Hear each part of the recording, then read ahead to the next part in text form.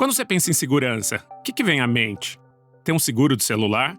Entrar no metrô com a mochila na frente do corpo? Tá bom, essas dicas são boas. Mas também tem jeitos da gente se proteger online, não só na vida real. E um deles é usar um VPN, uma ferramenta para dificultar golpes online e vazamentos dos seus dados mais preciosos. Mesmo eu, que não sou muito da tecnologia, descobri faz anos que um VPN evita muitos problemas causados pela insegurança da internet. E ainda permite que você use um servidor sediado em outro país para ter acesso a conteúdos que ainda não chegaram no Brasil. A NordVPN está com uma promoção só para você. Além de um desconto especial, a NordVPN também oferece 4 meses a mais para quem assinar o plano de 2 anos. E, se você não gostar, não tem problema nenhum. Quem cancelar a assinatura nos primeiros 30 dias recebe todo o dinheiro de volta. O link para aproveitar essa promoção é nordvpn.com/desconhecido. Eu vou repetir, nordvpn.com/desconhecido. Esse link também está no texto de descrição desse episódio. Como uma lenda paulistana chegou a São Paulo? Depois de semanas de investigação, a gente já tinha algumas respostas. Poucas, mas tinha. O nome do paciente desconhecido é Ricardo. E Ricardo cresceu no interior antes de se mudar para São Paulo. Ele foi um desajustado dentro de uma família tradicional. E fugiu. Assim que pôde, fugiu. Mas ainda não está claro como esse menino de Araraquara virou uma figura tão conhecida nas ruas de São Paulo e agora está internado como desconhecido no Hospital das Clínicas. Já faz 1 mês e meio que Ricardo está hospitalizado. O cartório de Araraquara pediu algumas semanas para procurar nos tomos de 1957 a certidão de nascimento dele. O documento ia servir para que ele pelo menos pudesse ganhar um nome dentro do Hospital das Clínicas, que pode ser sua nova casa. E os médicos ainda vão decidir se ele precisaria ficar internado num hospital psiquiátrico ou poderia receber alta. A cada visita, Ricardo parece mais em contato com a realidade. Os psiquiatras dizem que os remédios estão fazendo efeito. Os enfermeiros Alto e Forte contam que os episódios de agressividade acontecem cada vez com menos frequência. E Ricardo nos conta cada vez mais sobre sua vida. Eu ganhava bem, era vaidoso, queria ficar todo modelado. Ricardo não chegou a São Paulo em situação de rua. Chegou em 1978 com uma mão na frente e outra atrás. Tinha 21 anos, mas logo conseguiu empregar as 2 mãos num trabalho que lhe deu dinheiro, que lhe deu renome. A versão que corre entre mais de 10 cabeleireiros do centro com quem a gente conversou é que ele foi uma estrela do bairro nos anos 80. Marcelo, o irmão colunista social, disse que foi no Salão Shirley's que Ricardo começou sua carreira. Foi lá que ele aprendeu a fazer uma das melhores escovas da cidade. Era lá também que ele, o Marcelo, vinha fazer estágios quando passava as férias em São Paulo. É uma tarde quente de maio quando chegamos ao Salão Shirley's, no Campo Belo. Para quem olha de fora, o salão é uma casa de bairro comum, com grades de metal descascadas e uma loja que vende condicionadores de pote e mechas de cabelo sintético.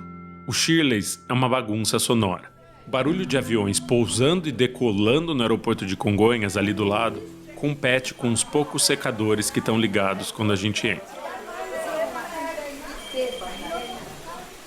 O homem que nos recebe é o dono do salão e diz que não se lembra de Ricardo, mas que sua irmã certamente se lembra.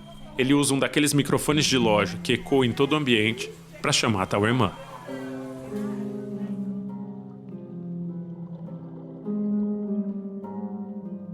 E uma mulher de no máximo 1,50 m vestindo um jaleco branco vem nos receber. É Marli, atual diretora do salão, em que trabalha já faz 4 décadas. Desde que sua irmã, a Shirley do nome, fundou o negócio. Marli diz que se lembra dele sim, mas que muito tempo já passou. Ela pede para não ser gravada, mas diz que Ricardo era um rapaz muito bonito nos anos 80. Um rapaz muito bonito que queria ficar ainda mais bonito. Ela conta que era comum ele vir trabalhar com curativos cirúrgicos na testa. Chegava com a boca dilatada, de aplicações, mas sempre chegava. Não costumava faltar nunca. Uma outra mulher, chamada Maria, se aproxima ao ouvir o nome de Ricardo. Diz que se lembra bem dele, afinal está lá há 37 anos. Era manicure na época e ainda guarda a imagem de Ricardo jovem na mente. Ele tinha um cabelo Chanel que ela chama de lindo. Era elegante e tinha muitas clientes fiéis. Sempre foi um bom profissional. Mas ela diz uma frase que me marca. Essa gente é mesmo descontente com a aparência. Pergunto se essa gente são os gays. Nós. Ela balança a cabeça que sim.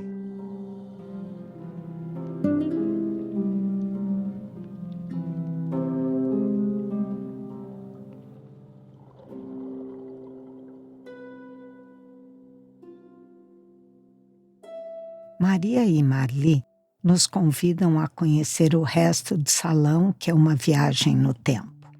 A cada sala nova, mergulhamos mais nos anos 60, com móveis e lavatórios de fórmica vermelha.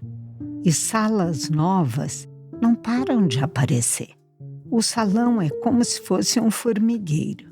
São várias casas ligadas, umas às outras, por corredores estreitos. Passagens que não estavam no projeto original. No total, o Salão Shirley's engloba quase aquele quarteirão inteiro. Foi grande no passado, tem mais de 50 anos de funcionamento e chegou a ter 150 profissionais. Hoje, são cerca de 50. A maioria das cadeiras está vazia e as salas inteiras sem uma pessoa dentro. A dona do salão e a colega de Ricardo nos conduzem por ambientes cheios de espelho, poltronas e apetrechos de manicure. No caminho, encontramos mais algumas pessoas que estão no salão há muitos anos e se lembram de Ricardo. Paramos em uma das poucas salas em que há clientes. Umas 3 mulheres de cabelos pintados de um loiro intenso e uma cabeleireira de cabelos já brancos. Ela é Marina, que trabalhou com o Ricardo por anos, quando os dois eram aprendizes. Marina diz que ele era lindo, um excelente profissional. E quando contamos que ele está internado, sem lugar para ir, ela fica emocionada. Mal acredita na imagem atual dele quando mostramos fotos. Pergunto para as 3 cabeleireiras se posso tirar uma foto delas, pois quero mostrar para Ricardo. Elas aceitam no ato e é o único momento em que aceitam ser gravadas. Fala pra ele, eu admirava tanto ele como pessoa e como profissional. Ai, não, se a gente Fala vai, que eu- amanhã nós vamos vê-lo no hospital. Fala pra ele se ele lembra de mim, porque ainda estou aqui, a Marina antiga. Marina, Então tira uma. pra mostrar Podemos? pra ele. Ai, que dó. Tira a foto pra mostrar pra ele. É que agora eu tô de cabelo branco, né? mas ele também. Marina, a senhora de cabelos grisalhos, pede que a foto seja repetida, porque ela está com uma cara muito triste na primeira. Fazemos uma segunda foto.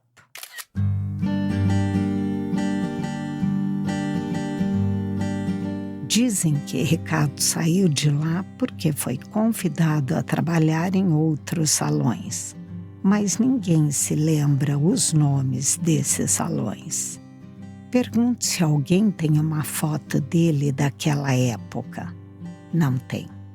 Nossa acompanhante chega a perguntar para Marli se ele era registrado, porque então ela teria uma foto dele novinho nos documentos. A dona afirma que não tem mais nada dele, pois já faz muito tempo. Ao sair, Marina me chama de canto. Diz que vai incluir o nome de Ricardo nas suas orações e nos pede para dar notícias dele.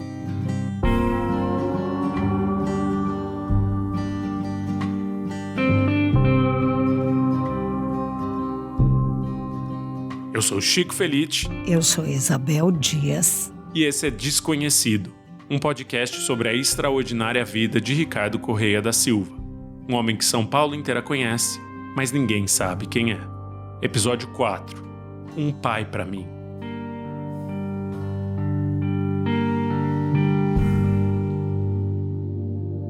É difícil retraçar a história de Ricardo com os trechos de passado que ele narra. Muita coisa que ele diz parece fazer sentido. Outras, nem tanto. Ele insiste que uma empresa de cosmético deve milhões de dólares para ele, porque usou seu rosto em caixa de tintura.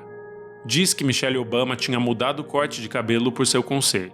Mas muitas informações que ele conta se repetem e depois se confirmam na vida real. Ricardo lembra do Salão Shirley's. Fala também de um outro, que chama Casarão, na Bela Vista, onde ele diz que trabalhou por 10 anos com Nadir Pettini. O Casarão de fato existiu. Era um salão sofisticado na Rua dos Franceses, a poucas quadras da Avenida Paulista.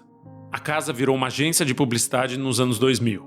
Hoje está desocupada, mas muitos vizinhos dali se lembram de Ricardo.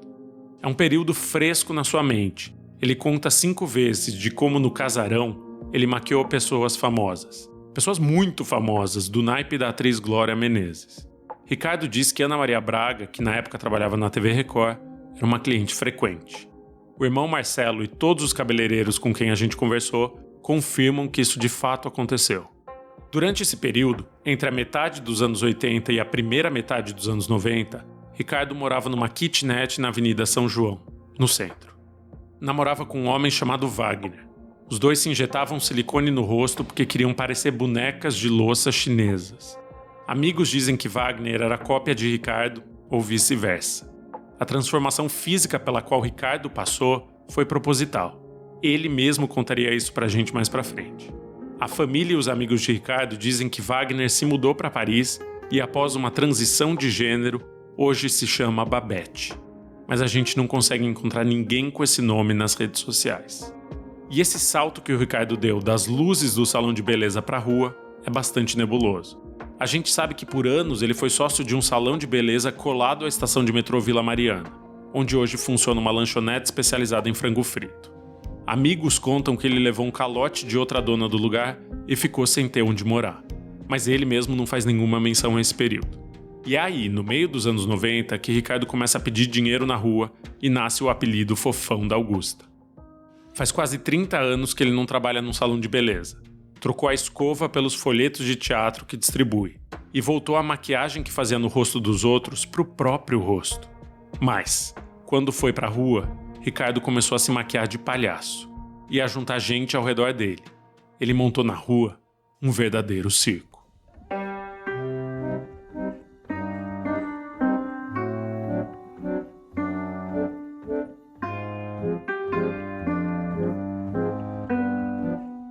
Mais de 2 meses depois de eu ter enviado um e-mail para ele, o homem que se dizia poeta e amigo de Ricardo num comentário da internet me responde. Diz que seria um prazer falar sobre os anos que passou com Ricardo. Alessandro Jamas é um professor de gramática na Fundação Casa, a antiga FEBEM. Tem 38 anos, mas aparenta ter menos, bem menos que isso. É magro e tem a constituição física de um menino. Um menino que fuma um cigarro atrás do outro, enquanto se move muito rapidamente. Antes de ser professor, ele trabalhou com o Ricardo nas ruas de São Paulo. Alessandro nos encontra numa manhã de sábado na frente da banca de flores do Largo do Aroche. Vai falar um pouco sobre os anos que passaram juntos. Era o começo dos anos 2000. Ricardo já tinha o apelido e era conhecido nas ruas. Andava cercado por um grupo que chegou a ter 25 pessoas. Alessandro era só uma delas. Eu tinha 21 anos. Morava com seus pais em Carapicuíba? Morava com os meus pais. Você vinha para São Paulo fazer o quê? Então, eu vinha me maquiar e ficar com essa gangue, né, do Ricardo, que ficava nas ruas da Paulista pedindo dinheiro para peça de teatro. E então, no começo, ele tinha bastante gente que ficava em volta dele, né? Tinha gente que vinha de Itapevi. Eu trouxe gente de Carapicuíba e ficava aquela gangue no sinal, todo mundo se maquiava e... Vocês pintavam a cara meio de clown, né? Meio de palhaço. Então o Ricardo ele fazia umas coisas mais sofisticadas, que ele foi maquiador, né? Então ele fazia umas coisas bem legais, assim, sabia fazer uns fundos, uns desenhos. E o pessoal tentava meio que copiar, mas não dava. Ricardo e um amigo inseparável, chamado Carlos, se pintavam de palhaço. Os outros jovens se vestiam com fantasias. Diziam para as pessoas dos carros que estavam angariando dinheiro para montar uma peça de teatro. Uma peça de teatro que ganhou dinheiro por mais de 10 anos, mas que nunca foi montada. Porque não tinha peça de teatro? Então, não tinha espetáculo, não tinha... O show era ali na hora, eram as caras pintadas, o figurino, né? No começo se usava bastante figurino. Eu usei um vestido de noiva da minha mãe, todo de Handling Pier. Então era bonito o show. No fim do dia, o grupo voltava a se encontrar. Eles não usavam drogas, como muita gente achava.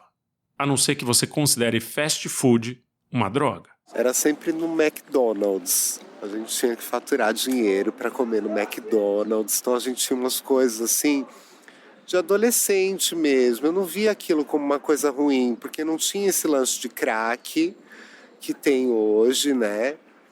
Naquela época não era fenômeno crack.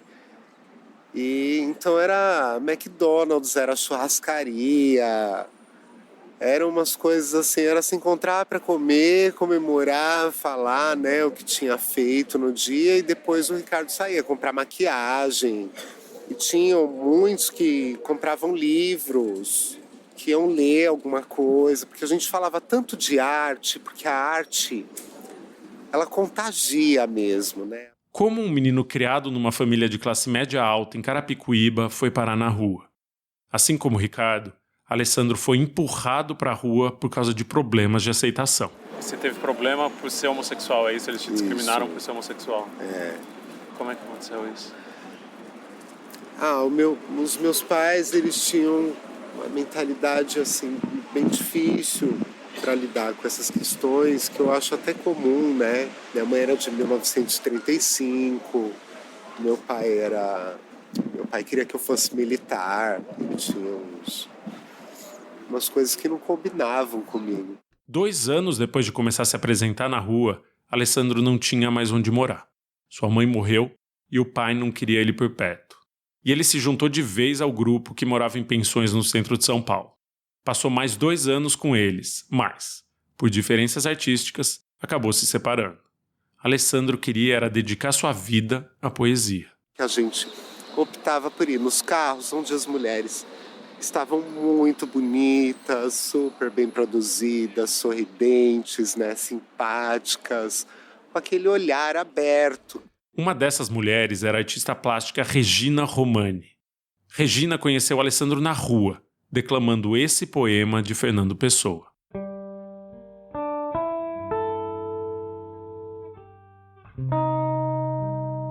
Tão abstrata é a ideia do teu ser, que me vem de te olhar, que ao entreter os meus olhos nos teus, perco-os de vista e nada fica em meu olhar. Dista teu corpo do meu ver tão longemente, e a ideia do teu ser fica tão rente ao meu pensar olhar-te, ao saber-me, sabendo que tu és, que só por ter-me consciente de ti nem a mim sinto. E assim, nesse ignorar-me a ver-te, minto a ilusão da sensação e sonho não te vendo, nem sabendo que te vejo, ou sequer que sou risonho do interior crepúsculo tristonho em que sinto que sonho o que me sinto sendo.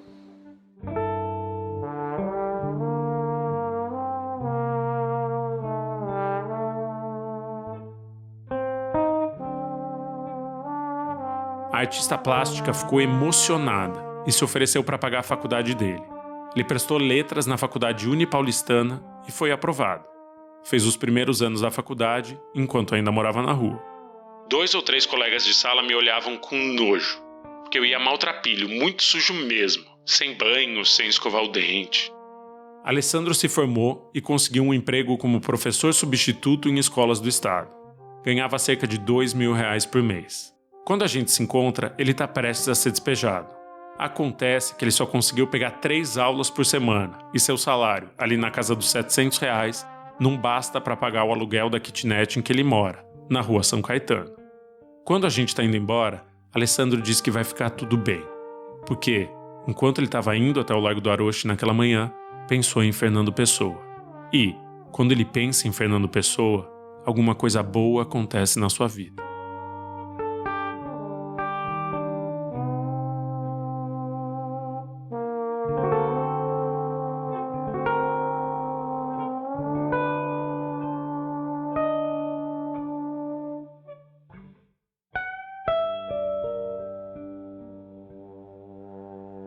3 dias depois, eu tropeço com uma das peças fundamentais para entender a vida de Ricardo. Um homem está pedindo dinheiro no cruzamento da Rua da Consolação com a Rua Dona Antônia de Queiroz. Ele é muito magro, tem os cabelos jogados para trás com gel e usa no rosto maquiagem de palhaço. É Carlos. Carlos Antônio de Barros tem 41 anos e é conhecido como Gugu. Sim, é porque ele se parecia com um apresentador de TV. Outras pessoas o conhecem como o namorado de Ricardo, porque eles passaram 2 décadas subindo e descendo a Rua Augusta juntos, todos os dias. A primeira coisa que pergunto é se ele e Ricardo de fato eram um casal. Não. Eu tive um relacionamento de pai e filho. Como um pai pra mim. Eu nunca tive absolutamente nada com ele. Nós íamos às saunas, assim, de vez em quando, fazer umas besteiras, né? Se divertir pra arrumar umas namoradas, porque afinal dos contos, nós dois somos gays, né? Íamos nas boates, maquiados, a gente brilhava, se vier de Montila, colocava a gente no palco. Léo Áquila tinha orgulho da gente. Faz 21 anos que eles trabalham juntos na rua. Distribuem panfletos que pegam nos teatros da Praça Roosevelt e esperam ganhar dinheiro em troca. E ganham. Carlos conta que cada um deles chega a tirar R$200 em um dia bom. Eu acredito que a gente tem ajudado a melhorar a cultura da cidade, porque a gente sempre colocou a plateia no teatro e a gente sempre esteve bem maquiado, sempre representando bem a cultura. Fizemos isso por amor, sabe, moça? Também porque precisamos sobreviver. Mas Carlos sumiu das ruas. Tá praticamente aposentado. Ganha uma pensão de um salário mínimo por mês e mora numa pensão no centro de São Paulo. Carlos sabia que Ricardo estava internado. Disse que não o visitava por não saber como fazer isso, e também porque tinha medo de não ser bem tratado. Quando ele tem os surtos, a polícia leva ele pro manicômio, pro hospital psiquiátrico. Quando ele sai de lá, ele sai melhor. O problema é que ele não toma os remédios depois e ele entra em surto novamente. Foram ao menos 7 internações, contando com essa, do Hospital das Clínicas. E Carlos diz que a maioria delas aconteceu não por problemas psiquiátricos, mas por violências que Ricardo sofreu na rua. Da outra vez que ele sofreu espancamento na rua, que não foi o primeiro, ele não se lembra de nada que aconteceu. Ele ficou todinho deformado, a boca dele não tem mais oclusão, entendeu? Então nós passamos poucas e boas aqui em São Paulo. Faz 2 anos que os dois se afastaram. Não moram mais juntos porque Ricardo quer privacidade, mas conversam quando se encontram. Existe muito carinho na distância que os dois guardam. Ele é duro na queda, sabe? Ele tem uma posição assim, e muitas vezes já pediram para ele tirar o silicone do rosto, chamando ele de deformado, chamando meu amigo de fofão, mas eu acho que o meu amigo é bonito, entende? Apesar de todas as deformações, os espancamentos que ele sofreu, meu amigo é uma pessoa bonita, ele fez plásticas, e ele não é só bonito por fora, também como ele é bonito por dentro, entendeu? Ele tem um conteúdo emocional, assim, incrível. Ao você falar com ele, você percebe. Isso foi o que ajudou a melhorar meu padrão cultural e o meu padrão emocional. No fim da conversa, eu dou R$50 pro Carlos. Ele diz que com esse dinheiro vai poder não trabalhar pelo resto do dia. Que ele não gosta mais da rua, onde as pessoas são odiosas.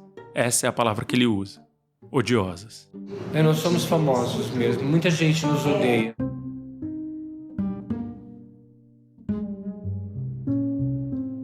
Enquanto muitas pessoas são hostis com o Ricardo só por causa da sua aparência, tem algumas outras pessoas que nutrem um afeto por ele à distância. Uma delas é a Aline Prado, uma produtora de moda que usa roupas de passarela no dia a dia e tem um sorriso fácil. A Aline parece ser amiga de todo mundo, do pipoqueiro da Rua da Consolação até um estilista famoso. E ela foi a chefe do Ricardo por um breve período nos anos 2000. Ela encontra a gente num café da Avenida São Luís, no centro, onde também fica o seu apartamento, que já apareceu em revistas de decoração, como a Casa Vogue. Em 2008, a Aline era uma das produtoras da festa Vai, que acontecia no Clube Glória, uma antiga igreja do Bexiga que foi transformada em boate. Ela contratou Ricardo para trabalhar na festa, recebendo as pessoas. Ele estava com o hábito de ficar aqui. Ele ficava aqui nessa cruzamento da Consolação, ali onde tem o ângulo. Ele estava ali direto, na rua do cemitério.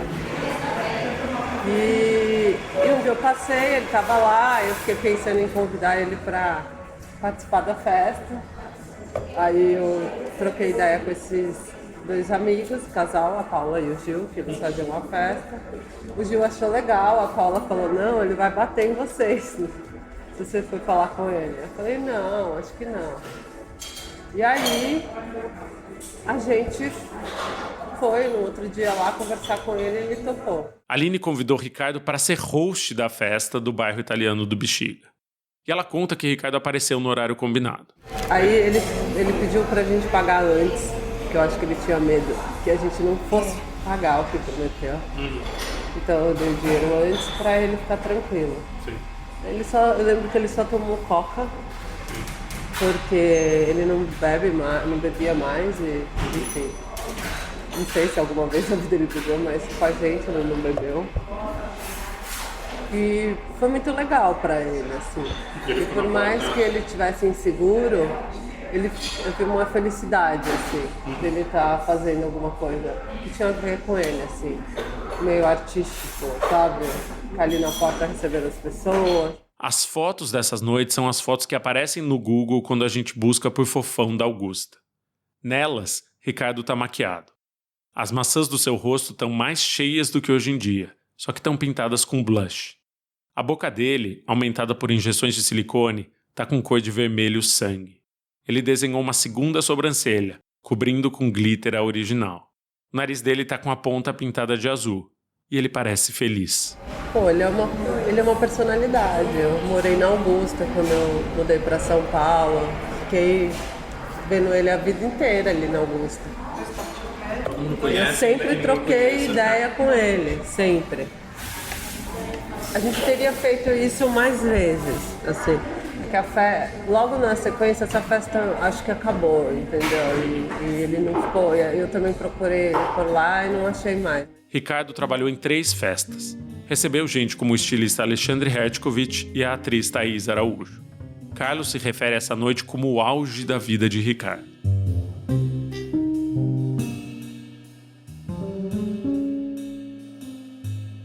A gente sai do café onde encontramos a Aline e vamos para minha casa. Na caixa de correio, um envelope nos espera. O remetente ao cartório de Araraquara. Dentro dele está a certidão de nascimento de Ricardo Correia da Silva. O papel que faria ele deixar de ser um desconhecido, pelo menos no Hospital das Clínicas.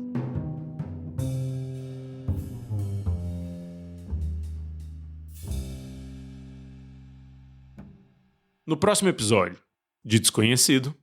Eu tenho muitas aplicações de silicone, plástico no nariz, plástico na orelha, plástico na pálpebra, né?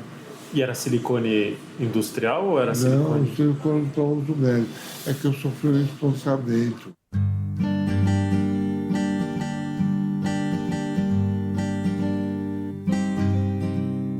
Quer ouvir agora todos os 6 episódios de Desconhecido? Você pode.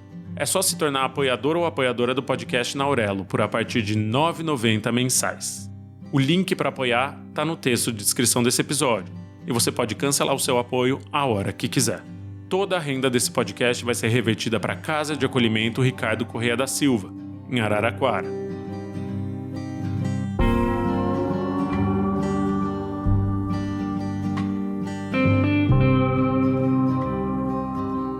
Desconhecido é um podcast da Pachorra Felite, áudios, livros e filmes.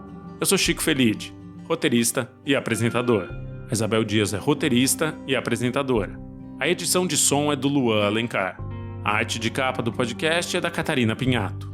E a gerência do canal é de Domênica Mendes. Muito obrigado por ter ouvido até aqui e a gente se reencontra na quarta-feira que vem. Um abraço.